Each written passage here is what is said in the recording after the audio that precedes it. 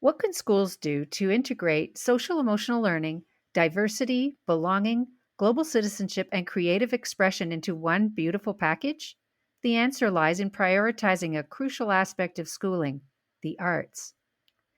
And yet, the arts are often relegated to encore status, or underfunded, or even dispensed with when budget crunches hit. When I think back on my years as an international educator, one of the great delights for me was attending an arts event, a theater or dance production, a visual art show, a film festival, or a music production. And yet I gave little thought to all the stages of preparation that students must have gone through to achieve such artful performances. More importantly, I never truly pondered the full power of those experiences in developing the kind of human beings we desire to see crossing the stage at graduation and going out into the world to make their mark. For this show, we assembled an incredibly talented panel of guests who represented multiple years of experience and an array of artistic disciplines. David Gran for film, Tina Casey for theater, Nick Stonehouse for fine art, and Scott Rogel to represent music. You can find their interesting bios in the show notes. Our guiding question for the show was, what are some characteristics that describe basic and exemplary international school arts programs?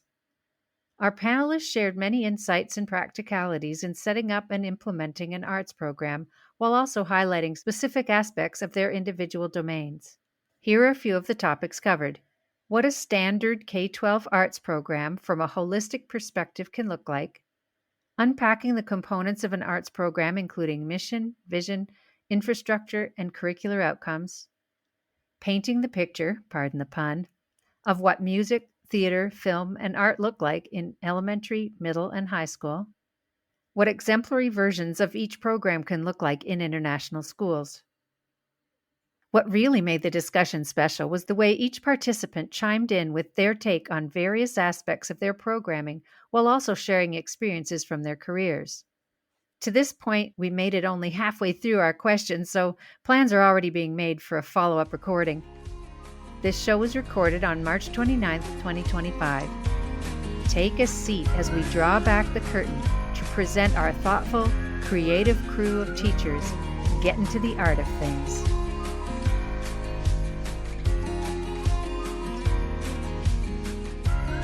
Hello and welcome, lovers of the arts. Woohoo! In fact, I was out with a lovely lady today in an art museum. We'll get into that in just a moment.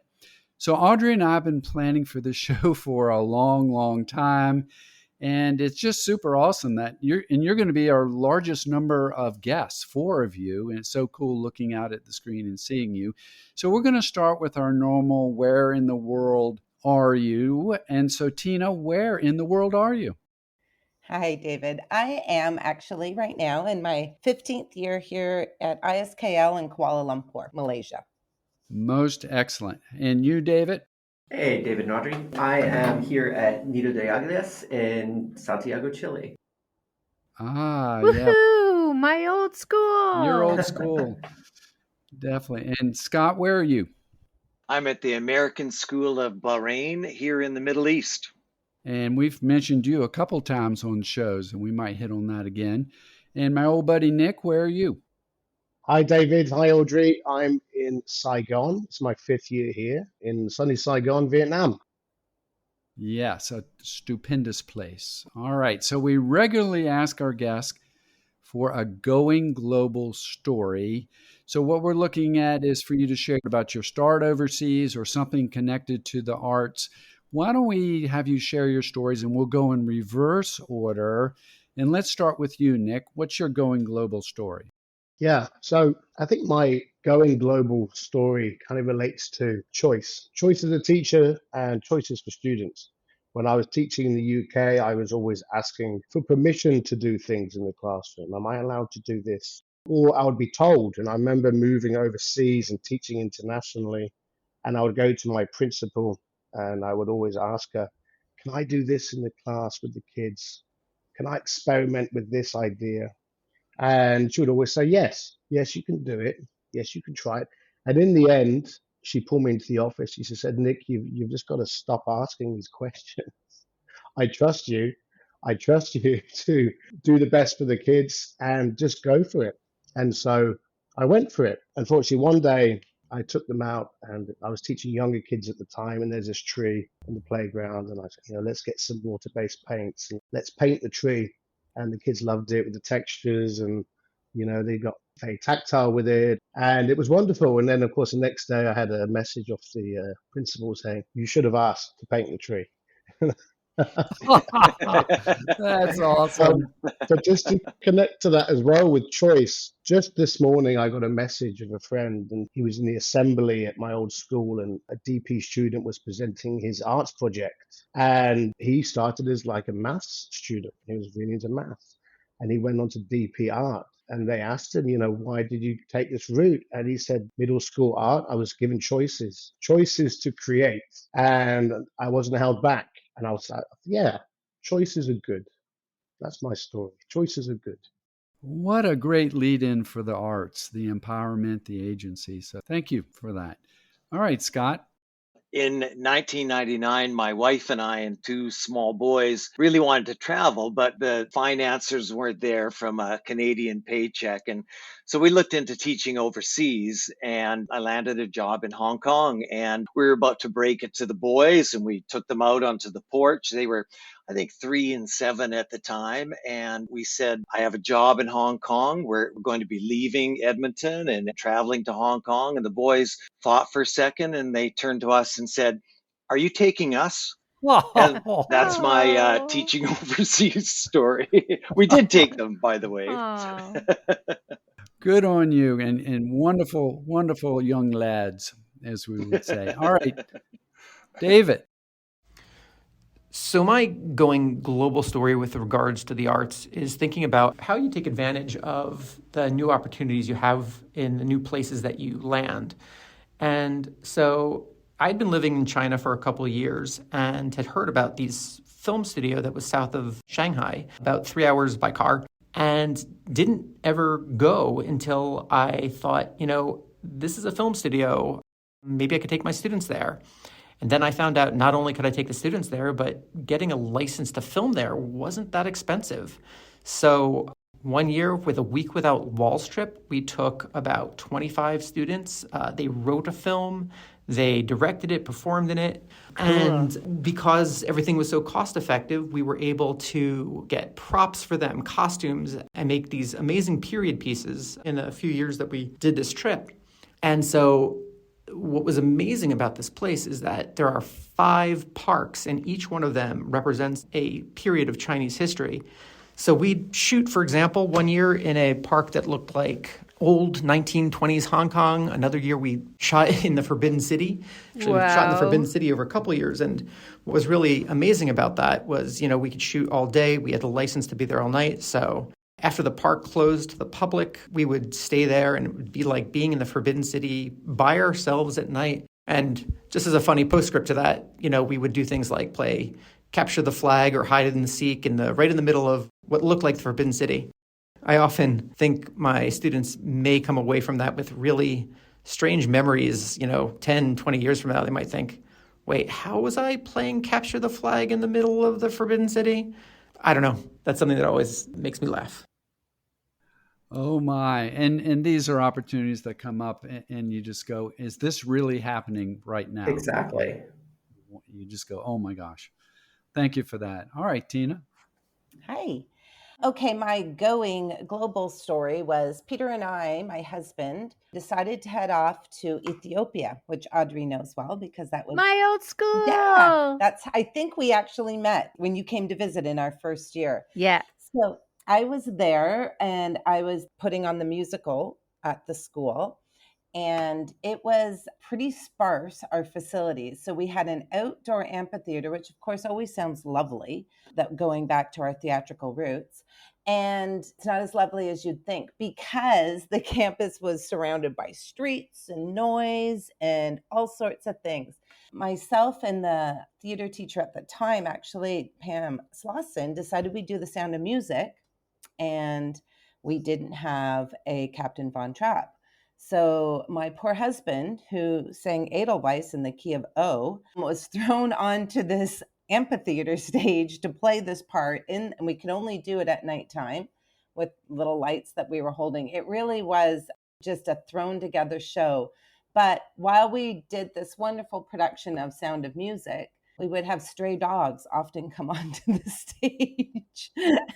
And Peter, although cannot sing, was an excellent improviser at the time. So we were so grateful as he would start talking to the dogs as if they were one of the Von Trapp children. So we had a laugh. It was so fun. We were so green going to Ethiopia. I had never been outside Canada before. So we were up for anything, and it was a pretty exciting journey to start off. That's really fun too, because it reminds me when you said that's where we first met. I was heavily recruiting you guys to come to our school in Saudi, in Riyadh, where, of course, is where David Carpenter and I knew each other from. And at the time, we needed a middle school PE teacher and a drama teacher. Exactly. Yeah. And I could So tell you fun. guys would be awesome. So I was really trying to get you guys to jump ship and come. But you, in a very professional way, you said, no, we're not going to break our contract here. We have one more year. And from then, we were trying to get you over there, and it took a little while, but eventually you did get over to Riyadh, and it was so great to team up with you. And I felt so lucky that we'd run into each other during my return trip to Ethiopia. So, yay! Also, on a separate side note, I just want to state publicly how grateful I was for, and still am, for all the guidance that you gave me, David Gran, when Alan Knobloch hired me to teach film in Senegal. And I really didn't know if I could do it. I wasn't a film major. Alan was sure, because I had the tech background, that I could, figure it out. And he put me in touch with you, David, and we got together for lunch in Albany, New York. And you really helped me see that even though I didn't have the background in film, if I could just disentangle all the diploma program expectations for the students, then I could guide them towards getting a good score on their IB diploma film assessments. And, it worked out just fine. So I was really grateful to you for that. Thank you, David. Oh, it was my pleasure. And shout out to Alan Knobloch for giving me a chance. And I love that you're now at my old school at Nido. So that's something that David Carpenter and I always go back to, is what a wonderful, large and yet small community this world of international education is, and how the people are just so supportive of each other. And, we really feel blessed to be part of it. So yay.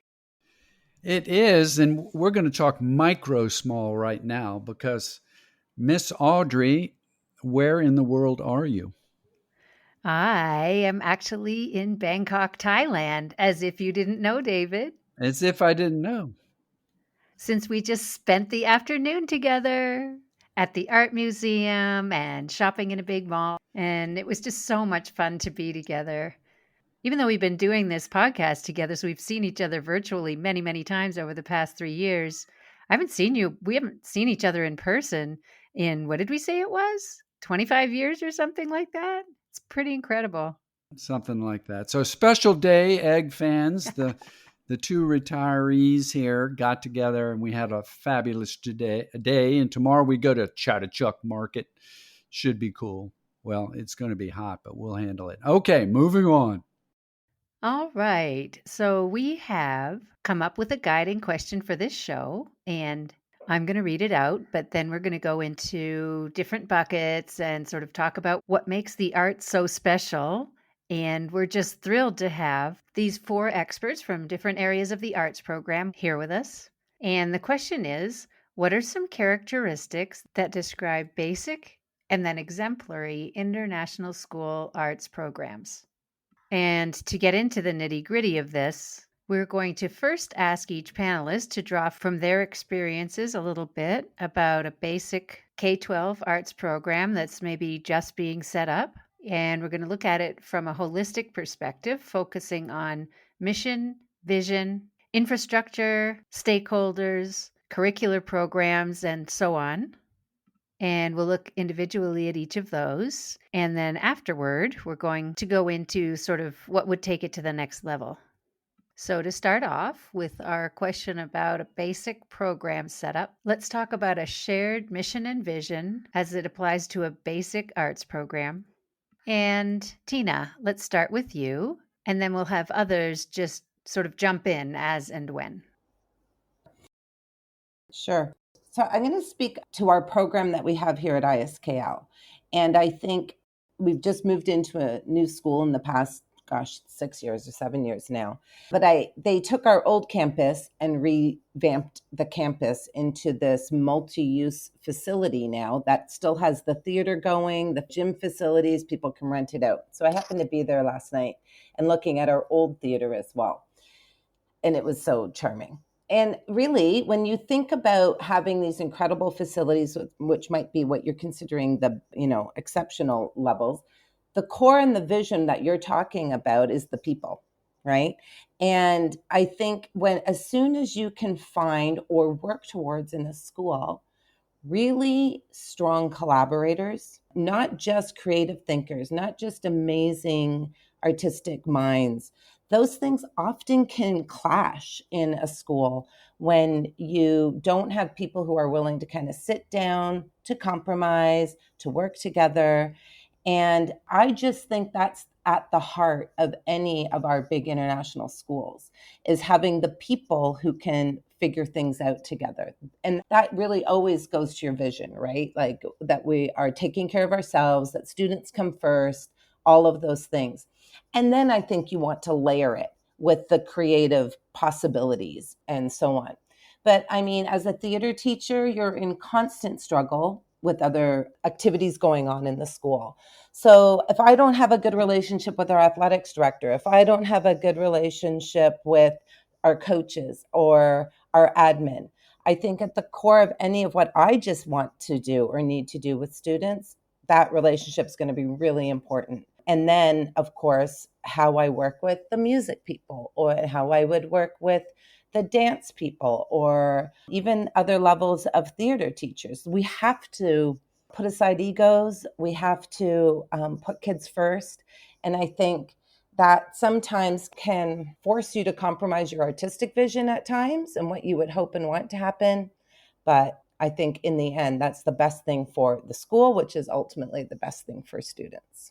I mean, I loved what Tina said about the community of the school, when you get the faculty on board, about working together. At my school, we integrate. So I'm teaching elementary at the moment, and we integrate with all the other specialists and all the other homeroom teachers. And when you get that gel, you can create something very magical for the students and something very real, you know. And I think we also model for the student, just kind of bouncing off what Tina was saying, when they see teachers working together and collaborating, it models it for them. And as far as an arts program, I think Tina also mentioned about the new campus at ISKL. I think the arts program goes beyond the technology and the tools and the facilities, and whether you have 3D printers and clay kilns and all this kind of stuff, which is amazing if you have it. But I think a key to an art program is you got to keep changing with the students, and you've got to keep evolving, like the arts keeps evolving, like the world keeps evolving. You got to keep them exploring from early childhood up to high school. You got to keep their bravery and their confidence. You got to give them opportunities, but you also got to provide skills. We talk about choice and we talk about agency, and you want students to discover their voice, but we got to build those skills so they're able to do it. And so it's having that program in place where they have the tools to express themselves, whether it's through visual arts or dance or whatever it may be. And I think also with art, it's a powerful thing. All the arts are very, very powerful. And I think even a very good arts program is, even if the students leave the school and they never pick up a paintbrush again, or they never act again, or they never pick up a violin, play music again, they still have that kind of muscle memory of creativity and process and problem solving and kind of perspective of others. So I think, yes, we want them to learn to be artistic in their mindset, but I think it's the other things, it's the perspective and the empathy that you build into the art program. I'll build onto that a little bit. I really like what you both said about that integration and also about the responsiveness of art programs. And I think that's really important. I think integrating the art program is really important as well. When I was at Shanghai American School, we developed a program called the Innovation Institute. And that was a project-based learning program in which I taught as the art and film teacher. We had a science teacher, an English teacher, and a social studies teacher, and we built projects together. All right. Well, this leads into the next section. There we were talking about mission and vision. And on this next part, we want to talk about shared curricular outcomes. And you already were sharing some of them. So what I did, I love the arts, but I don't have experience with it except pointing to a painting and then buying it. That's about all I know. So I just don't understand all the different aspects of what you're trying to aim for. And that's what we want to bring out in this section. So I went to AI and I said, what are cross-curricular outcomes for the arts in K-12 school? So it came back with 4 artistic processes that you've already pretty much mentioned: creating, performing, and presenting and producing, and then responding and connecting, all very human actions. So as we look at those as potential curricular themes running through all the different co-disciplines of the arts, please share your take on that, or just say, no, here are my curricular outcomes that I've looked at my previous schools. And David, why don't we come back to you on this one to get your take on cross-curricular, the arts outcomes? Sure. So, it's like looking at those as the NCAS standards. I think they're very useful in many ways. They're written so that you can approach the arts through all these different processes.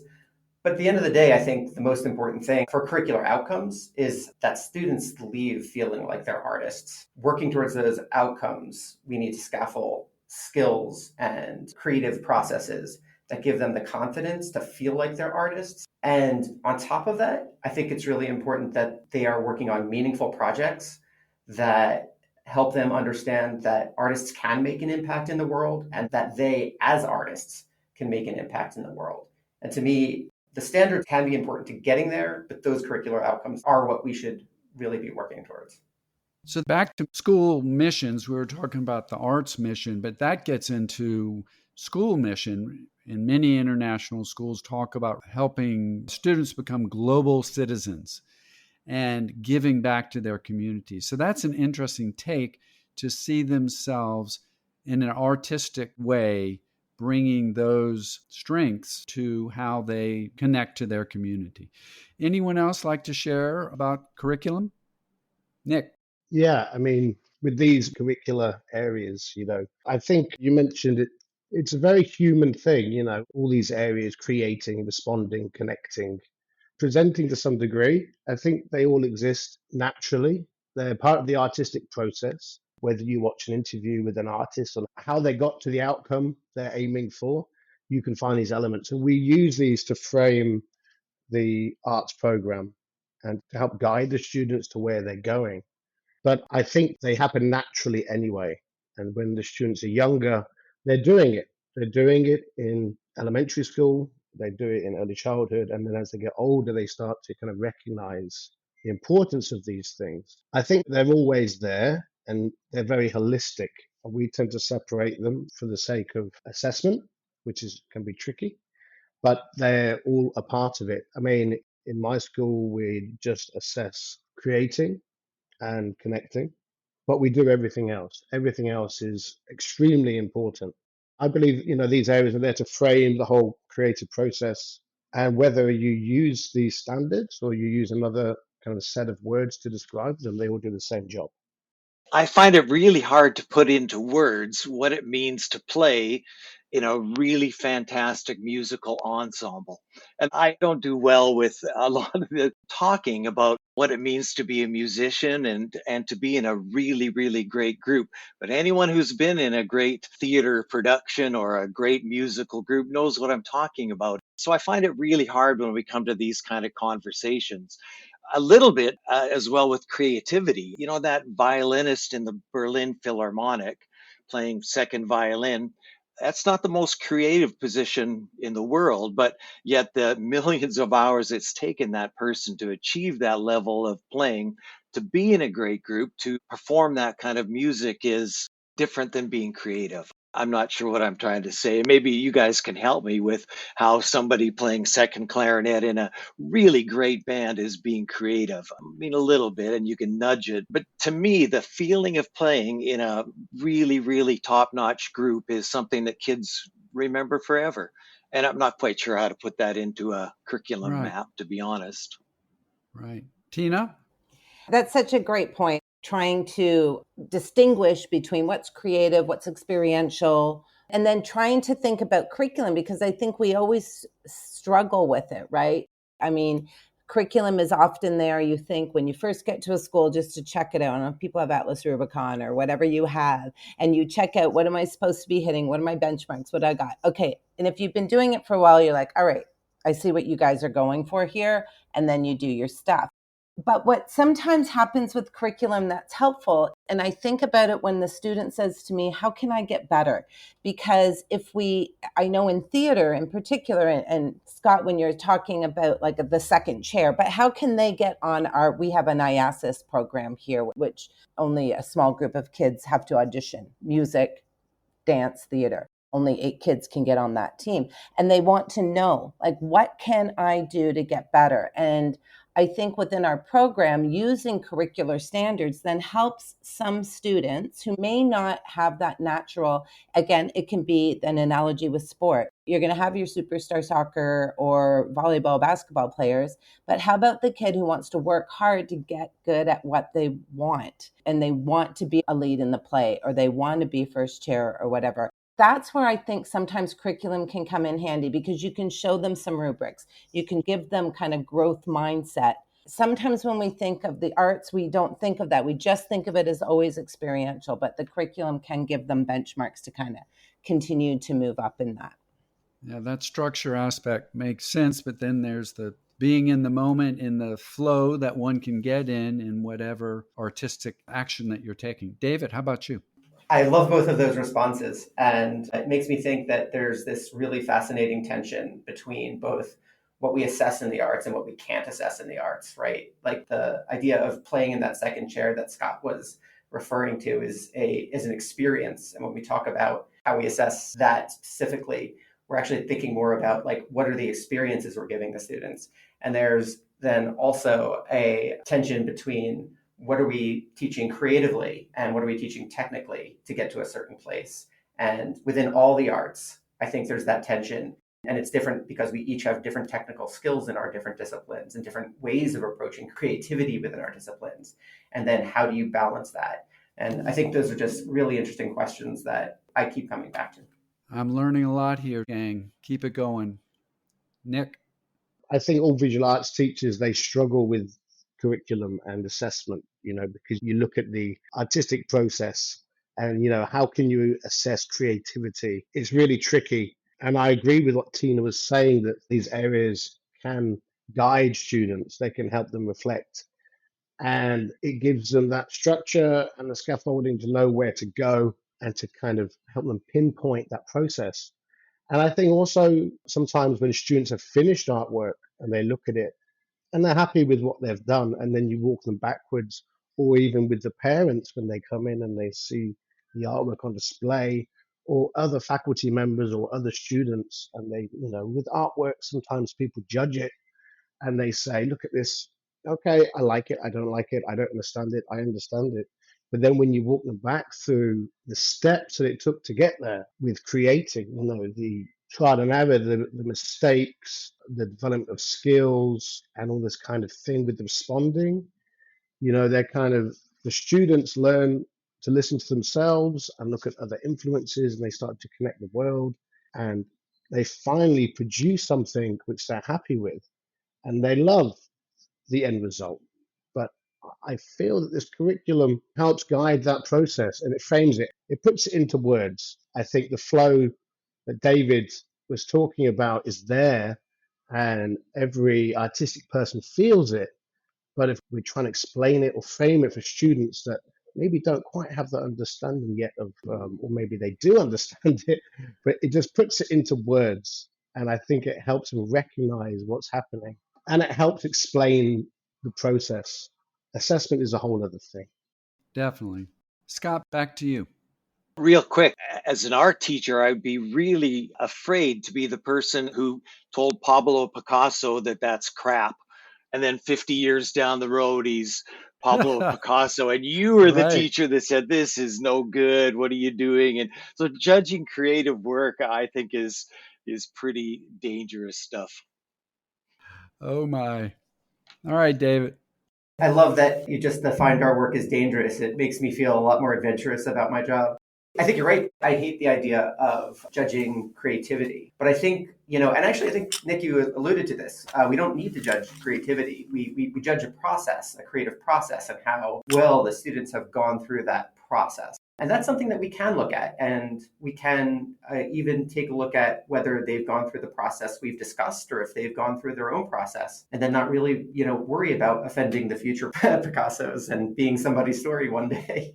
Yeah, I think to that point, you're absolutely right, Scott. And I think those outliers are different than the, 80 kids we see every year that are coming through that I just have in a high school program. I have had experience seeing those talented kids rise quickly. Of course, we don't tell anyone they're crap, right? No matter how their work turns out creatively. But you're right. The process is so important. And I think for the most part, we're there for every kid. And how do we present? And it kind of goes back to some of the conversations that you were having at the beginning of this, where we were saying we had students kind of all coming together. What are we going to do to keep them engaged, to show them their humanity, to show them that? And then, as David was saying, that it's that process when you teach somebody. And I think more than anything right now, given so much digital content, so much accessibility to everything, having to teach kids resilience and creative process without really being concerned about the outcome necessarily, but allowing them to have that, then that opens up so much. And I've had students saying, theater's changed my life. I'm still going into economics, but this was the best 4 years, and it's just changed the way I look at things. And I think really, ultimately, that's what we're doing in our schools, I would assume. And when our outliers of exceptional artists come along, I think the best thing to do is just get out of their way. I've only had a couple of those situations in my 30-year career. And so, but yet have had thousands of kids who, putting them through our schools and our curriculum and our experiential programs, it's really helpful for them on so many levels, as opposed to becoming a professional artist. So, wow, thank you for all those perspectives. And something that strikes me is that all of you guys see the arts as so much more, as really kind of a vehicle for discovering yourself, for figuring out what moves you, and expressing yourself, and communicating with others, and connecting on different levels. And it makes me wonder, because one of my most funnest ever teaching moments as a film teacher was a collaboration between myself and the theater teacher at ISD, Melissa Mock. Shout out to you, you rock. And it was the end of the semester. We had just a couple of classes left. And we came up with this idea of having her students and my students work together, where we gave them some constraints and they had to come up with ideas for a story and then act it, film it, edit it, and then screen it all within 2 class periods. And it was so much fun because they were so engaged and they were having such fun working together, and no time was wasted with messing around or arguing. They just got to it and they just really pulled it together. And the products that they came up with were really quite good. And that was such a great experience for me, and I think for the students too. And it was so much fun to watch. So that's something I will always remember fondly. So to get to my point, what I'm wondering is if any of you have ever been in a collaboration with all four of the arts disciplines that are represented here, with music students contributing, art students contributing, theater students contributing, and film students contributing to a product that is collaboratively produced. Have any of you experienced something like that? I love hearing stories, so does anyone want to talk about that? David, I think you might have something to share. Yeah, actually, it's so funny you bring that up because we literally just finished a arts conference here at Nido, and we've got our SAC Fine Arts event every year. Historically, it's been the music, the visual arts, and drama performing, and then they had a media crew that would film and document all of these things. As film has grown as an art itself within, recognized as an art within schools at least, we've had more and more students wanting to pursue film as a creative endeavor. So this year, we actually started making student-generated short narrative films that students from all of our different schools came together and filmed together. But to your point, Audrey, what we did that was a little different was we invited actors, musicians, and artists from each of the other disciplines to come in and work on our films with us. So we were the film crew, but we were more of an interdisciplinary crew. And the perspectives that we got with the musicians on board, with the artists on board, with the actors, it was just amazing to watch them all come together. And these were students who had never met before. And it's that collaboration when they came together that made everything gel. Fantastic. Scott, you have another story?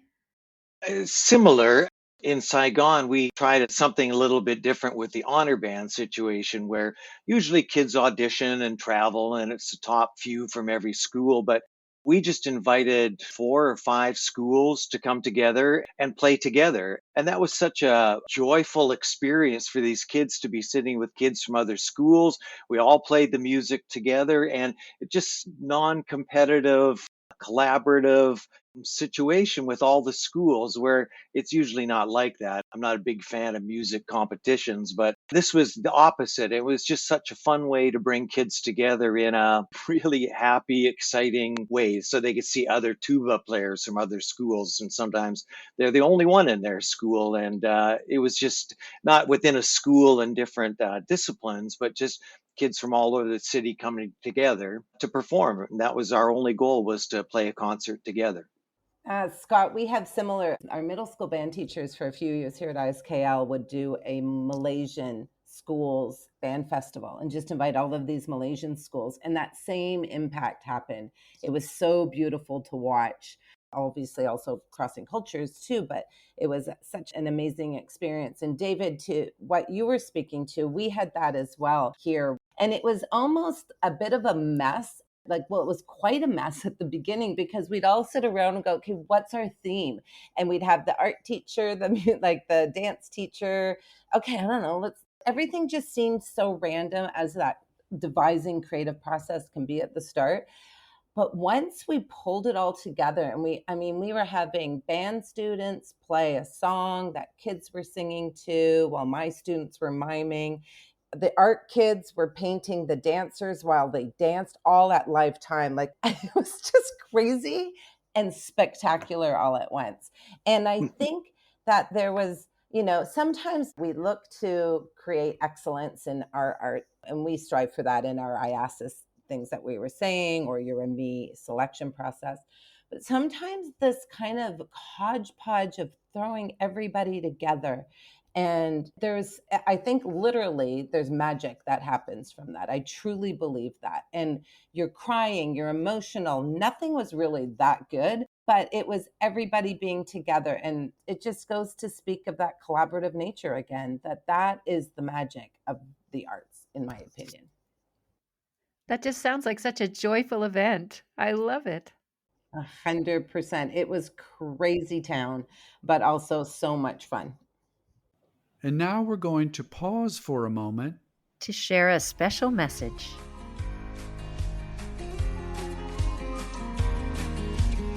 Hello, listeners. We are so happy and grateful that you're here with us. And now, for a minute, we're going to get real. Our mission, as you probably know, is to inform aspiring and existing international educators about the nature of this wonderful lifestyle. For 3 years now, we've worked hard to live up to that mission. We spend hours creating content, liaising with guests, and editing these shows for broadcast. As you know, we love providing this public service, and it helps us tick all of our personal PERMA boxes. For sure. But here's something a lot of you may not know. We're actually paying out of our own pockets to do this. It costs money to record and host our shows and to run our website. So we're here to ask you a favor. We are. Would you kindly consider sponsoring us through Patreon? For less than the cost of a cup of coffee per month, you could be helping us break even in terms of these costs. If you feel you're getting value from these shows and from our information hub, and if you can afford it, please go to www.patreon.com/educatorsgoingglobal, and we'll have that link in our show notes to make it easy for you.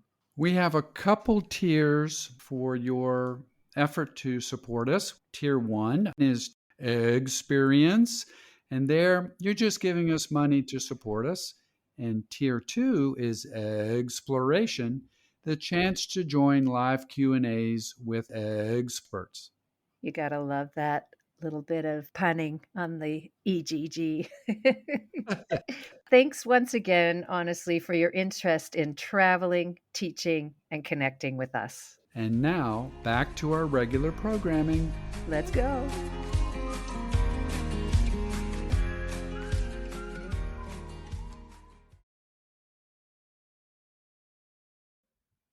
Nick, what have you got? Yeah, the magic is there. You know, we integrate with all the other teachers, all the other specialist teachers at school, but I think we talked about that. And I think there's other people in the school that we integrate with. And I remember one school in Vietnam, you know, we have local staff with skills and perspectives. And I remember once we were doing a project on home and habitat. And it turned out that one of the members of staff knew how to do weaving to make a house with kind of leaves. I think they were from the Mekong. And in the Mekong, they these thatched roofs and they make walls and they kind of weave things through wooden poles. And it's a traditional way to make a house. And okay, you know, we were looking at art installation and these kind of ideas and said to this lady, would you mind teaching the students how to make one of these houses? Yeah, of course, fantastic. So, you know, we went around the school and we got the gardeners to come with us and we hacked down the leaves. And I can't remember the kind of plant it was, but they were hacking down the leaves anyway. And then teach them to weave this house. And it was about the size of, I don't know if you know the expression, a Wendy house, but like a little playhouse for the garden for children. You couldn't live in it, but you could play in it. And so the children made this house. So that process of making it and learning from somebody from Vietnam. And then this became an art installation that they could engage in and they could use and play. And then, of course, over time, it starts to deteriorate and falls apart. So it becomes another thing. It becomes an art installation about time.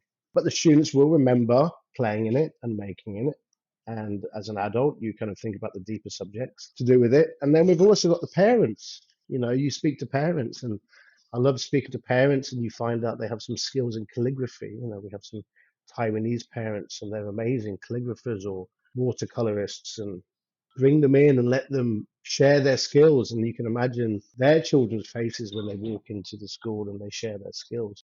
And so I think that's something else to explore as well, you know, with this kind of community.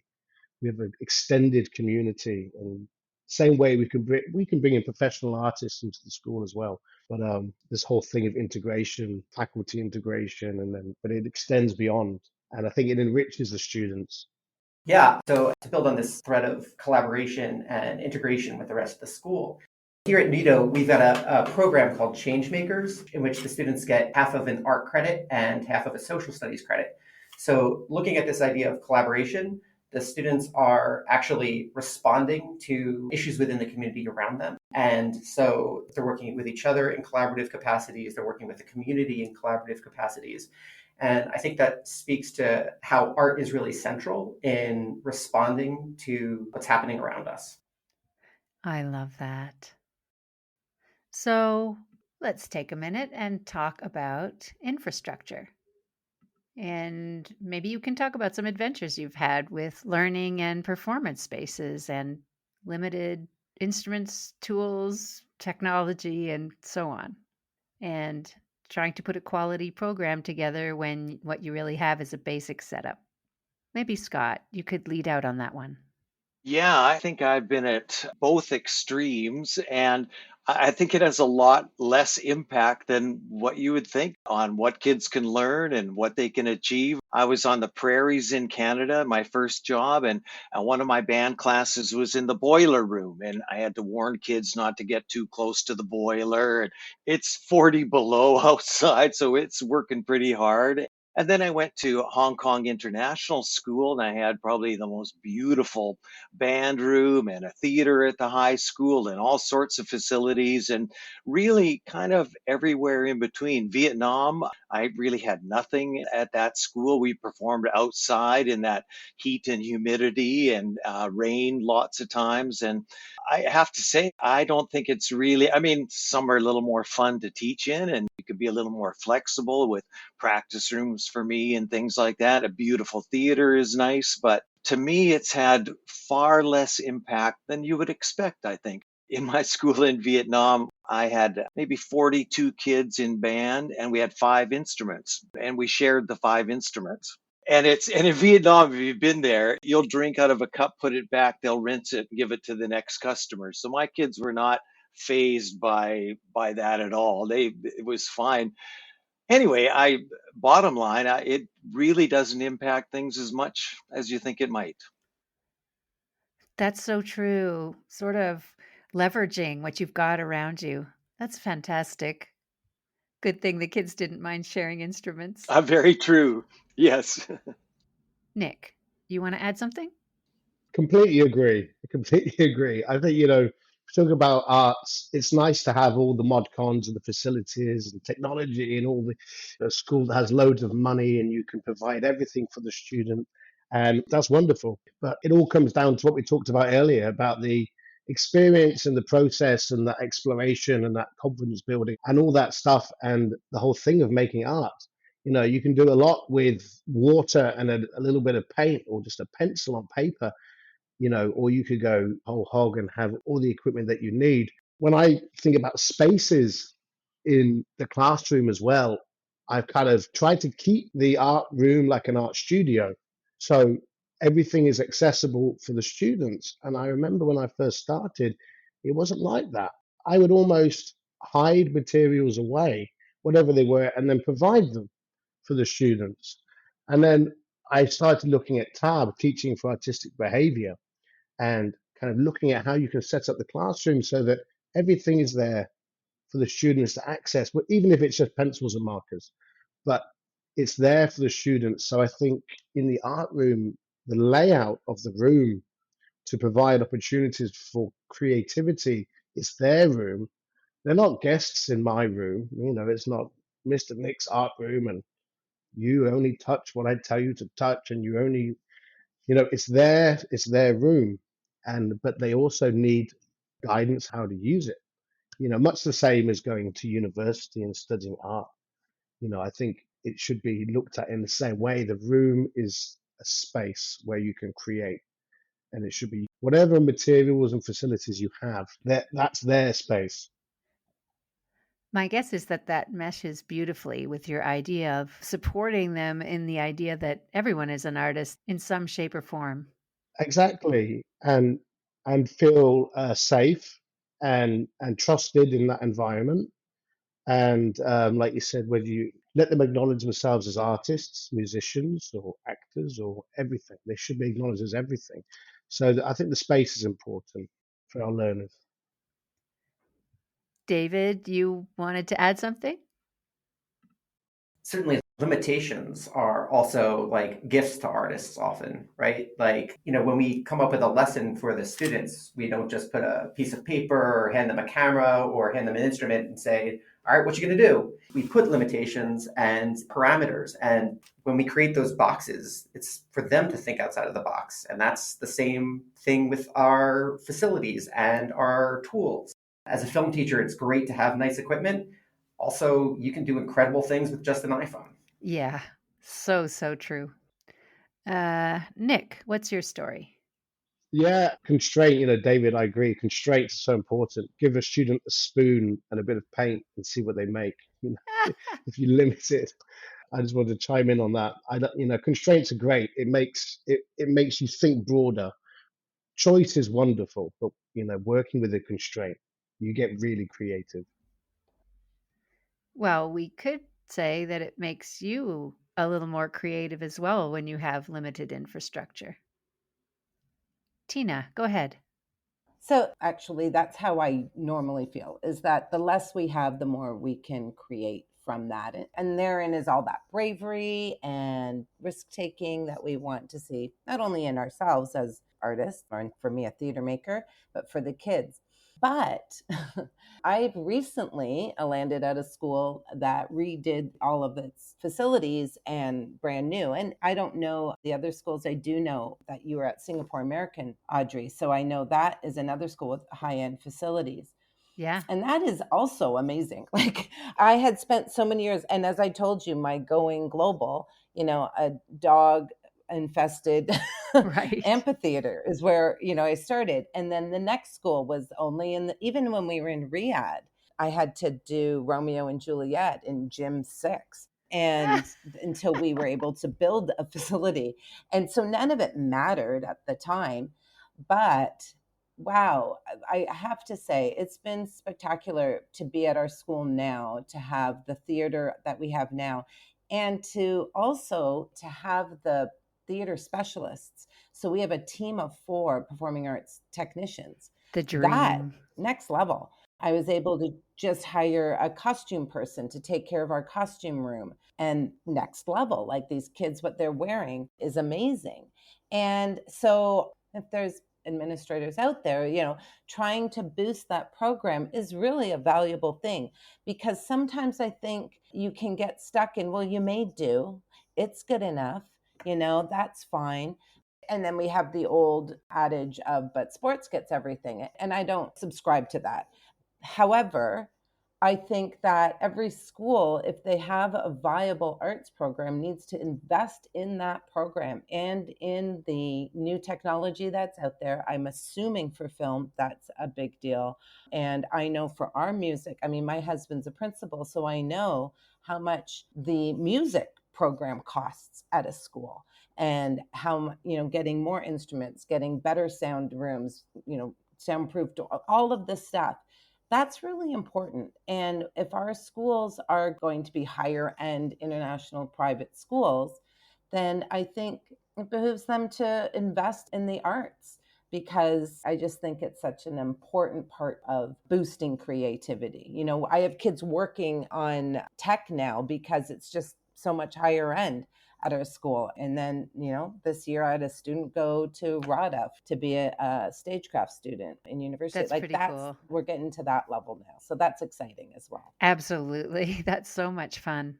I just have a side story when you talk about Gym 6, and I'm sure you recall Day with the Arts, which seemed to become Week with the Arts, which seemed to become Months with the Arts. And at the time, I was a PE teacher, so I was sort of on the other side of things. And because we didn't, as you said, we didn't have a purpose-built performance space at the time, we just had this one big building that was cut into 6 or so gyms just by those heavy drop curtains. And they didn't really soundproof the space all that well. And so, of course, it's so hot outside that everybody would like to be inside the gym. But during the time when particularly music students were preparing for their performances and we were expected to be quiet in the gym, we set that time aside for a badminton unit because we figured that's a pretty quiet sport. But it was really hard to keep the PE students absolutely quiet. And so the music teacher would come in and give us the stink eye. And on top of that, there was artwork put up all around the gym on those rolling, like, blackboards, if you will. But it just brings back fond memories of working together and just figuring it out and respecting each other's need to continue on with our classes, despite some a little bit tense circumstances. But that day with the arts was really a fantastic way for students. Every student had a piece of artwork up, or was in a play, or was in the choir or the band, or it was represented artistically in some way or another. And that was just fabulous. It was a very interesting collaboration among various disciplines that were almost at odds. But you just reminded me that was quite the thing. All right, David. I just want to build on what Tina was saying about supporting the arts, and new tools is super important. As a teacher, I'm thinking about like some of the things that we need to negotiate with AI and how that's making art now, and not necessarily shy away from it, but figure out how we can use that with the students, but maintain their creative processes. But also in many other ways. In Shanghai, we had this incredible makerspace where the students were doing incredible work with laser cutters and 3D printers, and integrating that with things that were already part of their arts curriculums, like painting and drawing and things like that. And of course, beyond tools, the programs need to be supported in other ways too. The programs need the marketing, they need to be put out into the community so that it's not just hidden in the classroom. I think the school can play a really important role in helping the arts create an authentic audience for the students, which makes the experience of making art a lot more powerful. You all are bringing out so many rich details. I think we could go on for hours. And we've got some topics Tina was just hitting on. We want to talk about exemplary programs as well. We're going to need to move on because I think we need to paint the picture a little bit more of what your individual programs look at. So there we were, very global, the arts as a whole, but now we want to drill down more on your specific areas and kind of thinking about folks at schools that maybe are getting their film program going or their theater program going. You all have shared some very helpful information on what needs to be in place. And a lot of it just seems so doable. It doesn't sound like money's going to get in the way. But let's go through, and David, we'll start with you. If we're looking at a film program and we're going to look at each division in kind of just a very skimming way, could you compare what a starter basic film program would look like starting in elementary, going up through high school, and then share a little bit of what an exemplary program would look like? Sure. From a film perspective, most of my experience has been in high school and to a lesser extent in the middle school. But across the board, I think the most important thing at a very basic level is coming back to what we were talking about earlier with collaboration. Film is such an important way for students to learn about collaboration, and I think it's a really great opportunity.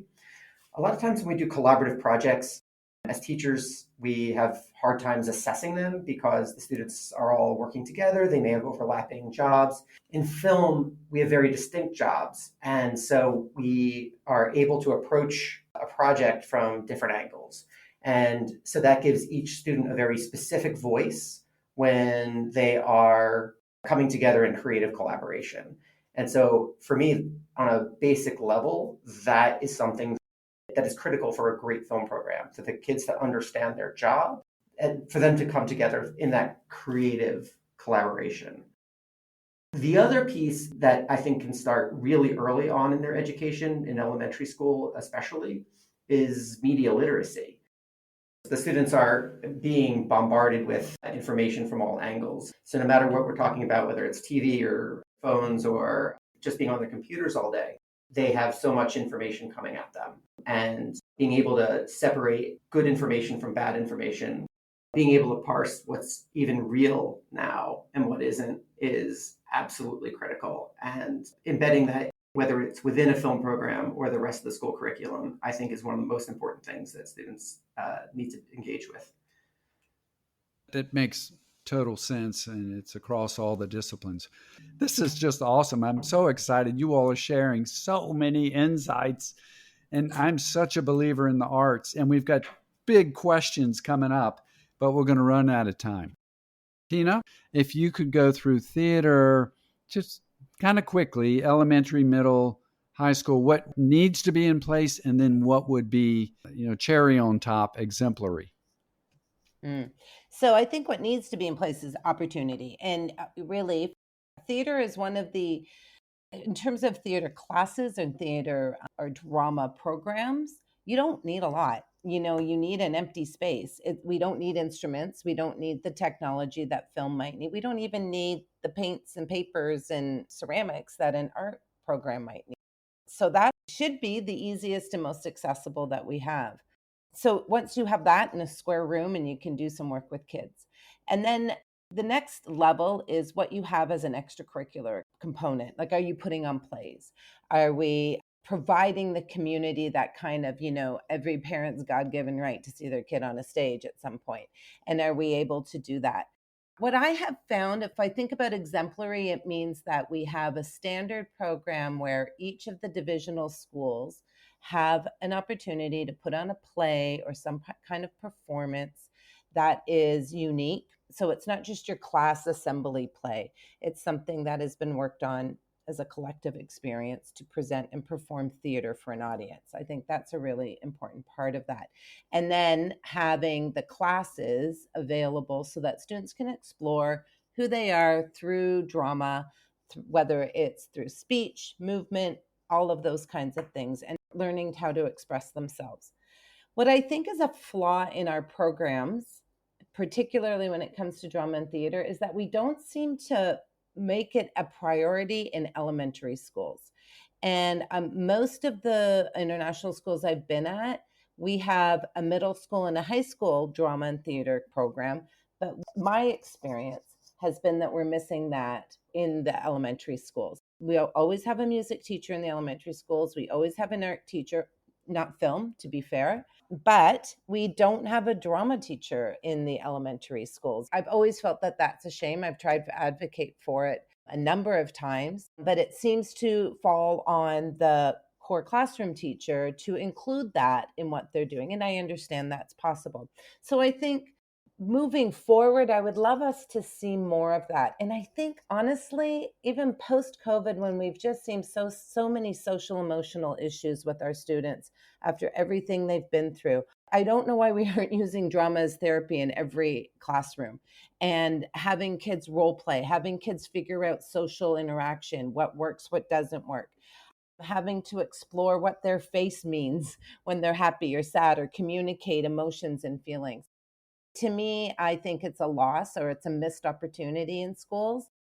So yeah, I think theater happens at any time we can have anybody and somebody watching them. And we can do that in many classes. But I think elementary school, we do the elementary school musicals, like that gets done somehow. But I don't think there's that daily programming of exposing kids to theater. So that's what I think is an important way to kind of end my chat with you guys. This has been spectacular. Thank you so much for allowing me to share with all of you. And yeah, I mean, it's funny. You have it seems like an hour and a half seems like a long time at the beginning. And now I'm like, oh my God, I got to go. You guys have all been wonderful. Thank you. And thank you for that SEL take on how much we can bring drama and theater into our elementary schools. And yeah, we're going to continue this conversation. I'm just sitting here absorbing so much, and I'm selfish. I want to keep learning, and we'll get you back, Tina. So thank you. Thank you, Tina. Thank you. Bye. Bye. Okay, Scott, what's happening when we look elementary through high school when it comes to music? teaching band is a pretty niche subject, but I think one of the best things that I've seen happen in schools is to make band mandatory or violin or whatever for at least a year. I've had so many students in my career that have been given a clarinet or a trumpet and said, "Oh my God, I had no idea I would be good at music, that I like music, that I like how music makes me feel. My parents have never done music, and I love the if they were to choose it, they would not choose it because they have no experience and no frame of reference." So for me, having a year of mandatory band has been a huge thing for so many of my students. So I would say that would be a pretty big deal. Then in high school, for me, it's been about accessibility. IB program has been a challenge to maneuver around and different things like that. And that's where band has to be a little bit creative. I'm not sure why it's suggested that bands start at 7 a.m. and not business, but I'll bring that up with my admin at some point. So that's been a real thing for accessibility through high school. Then after that, same with Tina, I would say look at the extracurriculars, what's happening for a jazz band or a combined orchestra, wind orchestra, opportunities for the most passionate students, some way to push them to the next level, a solo recital, AMI auditions are up for that, private lessons maybe within the school. I think there's lots of opportunities to challenge, and it might not be your most talented, but the kids who are loving it, give them a way to do a little bit extra outside of school. So I'm not sure if that answers your question, but I think those are some of the things that I would talk about to someone who is starting a band program somewhere. Well, that answers my question. And I've been at a couple locations where you've led these phenomenal band programs that are so inclusive. And I think that's a whole discussion when it comes to strong academics and IB programs and AP and how to balance that out with what brings children joy and so many personal learning opportunities that the arts bring them. So that's a whole nother discussion. Scott, we know you've got to run. Thank you for making the time, and it's just great to see you again, my friend. Great to see you.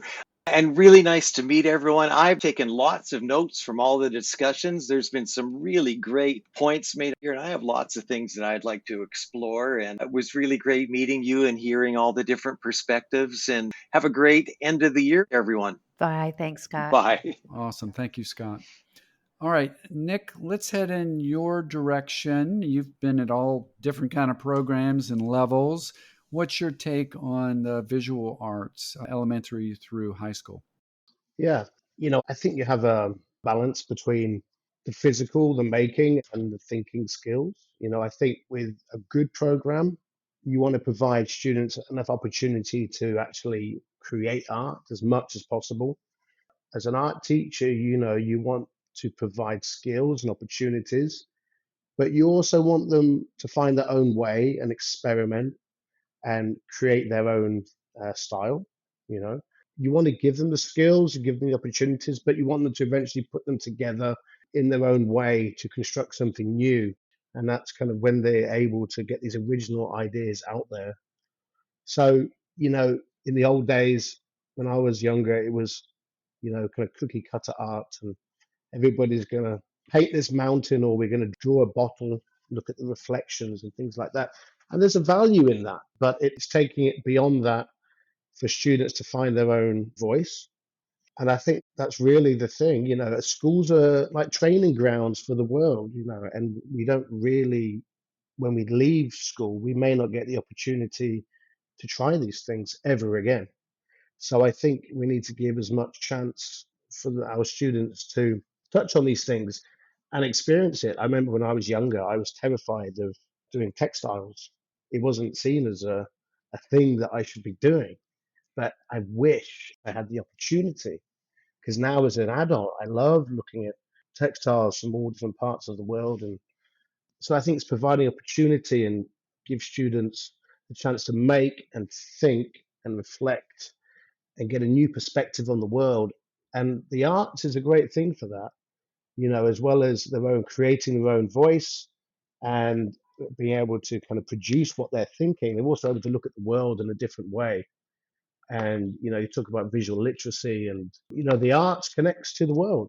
It connects to history and society and everything. And I think, sometimes I remember like interviewing at other schools and they always ask you, why would you say arts is so important? And you always think, how can I justify art? And, it's a hard thing to answer. And then I was thinking today about what to say in this podcast. And I thought, well, maybe you could say, okay, well, can you describe a world without art? What would Ooh. it look like? Or could you describe a world without science or maths? And then, working backwards, everything is connected. And the arts are super, super important.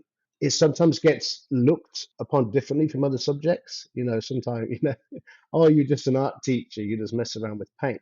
But when you explain the process, and we talked about that before, the trials and tribulations that the students went through to get where they're at, the feeling of pride, it's a wonderful thing. And I think also with the learning experience, art is very tactile and students remember the experience of these things.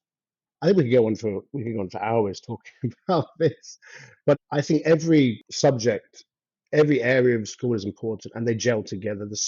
Art is a social thing too. Your students, when they create, they chitter chatter. They should be allowed to communicate, and then they share ideas and they cross pollinate their ideas to each other. And that's a wonderful thing as a teacher to go around and work with students, and then also kind of listen to what they're talking about and listen to their suggestions for each other, much the same as we all do. Audrey. Well, I just wanted to say that the other pieces, Tina brought in the SEL component. A lot of the things we're looking at today, student voice and choice, look at the arts, how that provides that, and also opportunities for neurodivergent kids to shine. And like you said, they have that cross pollination of ideas, the creativity, like so many, and the collaboration, all the skills that people that would want to hire them to do a job want them to have, they can so well gain through the arts. So we could go on and on about why they're so important. And I think David has something to say too. I love what you said, Nick, about connections. And I think at the heart of it, that is so important, especially today. We're living in such a divided time that these connections that you make through art, just when we make art, we just engage in this experience of being human and responding to the world around us. And I think that's important for developing empathy. And if anything, that's what we need today. Nick. I wanted to touch on one other thing, and we keep talking about agency and choice and voice and opportunity. And I think at the beginning we talked about the students who are exemplary, and then we have students also that they struggle academically. We're not talking about right now, but the core subjects, which is a whole other discussion. And the fact that when they find a strength in an area, whether it's art or in the makerspace or music, or they find that they're, with acting, they can put on this persona of somebody else, whatever it is. I think that's our job, to provide these opportunities. And it's great when you see it, it's great when you see this click. And that's a special moment, but you get to see it a lot. I've been in your classroom many, many times there, Nick, and to see the astonishment on the children's faces, just, hey, I can do this, and look what I came up with. Yeah. Well, as we should have guessed, this discussion was going to be super rich, and it's going to a lot of different perspectives, but those perspectives really shared so many common themes. And I think that's a huge takeaway. And if you're a listener at a school that's just getting your arts program going, or you're in an exemplary one, I'm not hearing too many roadblocks, though that's one of our questions we don't have time to get to. We have 4 more huge topics that we're going to, I think, do in a second show. So let's wrap things up here.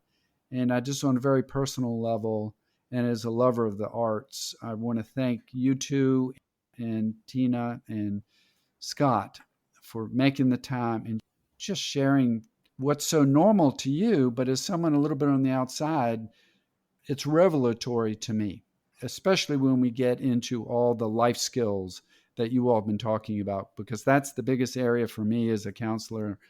And one of the themes has been play, that in each of your disciplines, it's about play, which we have taken away from the last two generations of children, at least in my country. So that's one of my big takeaways. Audrey? I thought it was super rich conversation, and I think it really highlighted when budgets are cut, what's one of the first things to go? It's the arts programs. And when, like Tina was pointing out, the elementary teachers are just expected to do drama within their classroom. And so there's sort of somewhat taken for granted in some schools, in a lot of schools, particularly in, back in US and Canada.